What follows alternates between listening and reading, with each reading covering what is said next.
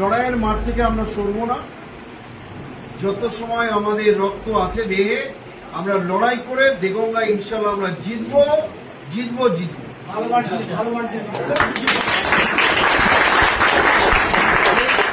এই শপথ নিয়েই কিন্তু নামতে হবে। আর যারা এখানে উপস্থিত রয়েছে, আমি বলছি মিন্টু শাহজি ক্যান্ডিডেট নয়, আপনারা প্রত্যেকেই ক্যান্ডিডেট। আপনাদের মাথায় থাকবে আমরা ভোটে দাঁড়িয়েছি, আমাদেরকে জিততে হবে। আমি দাঁড়িয়েছি, মানে উনি দাঁড়িয়েছে, তুমি দাঁড়িয়েছো, তুমি দাঁড়িয়েছো, আমাকে জিততে হবে। হ্যাঁ, আর তারপরে তোমাদের অনেক বিভ্রান্তিমূলক কথা বলছে। বৃক্ষ তোমার নাম কি?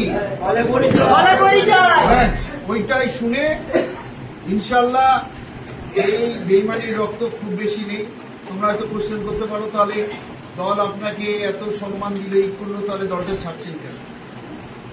দেখো, 2006-এ আমায় ক্যান্ডিডেট করেছে, তখন দলের দুর্দিন ছিল, বামফ্রন্টের তখন ভরা যৌবন ছিল।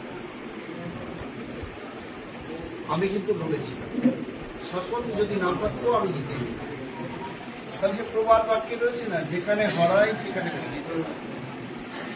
11 সালে আমায় দিল না, 16 সালে আমায় দিল না, 21 সালে আমায় দিল না, এবারে দিল না। কেন না? আমার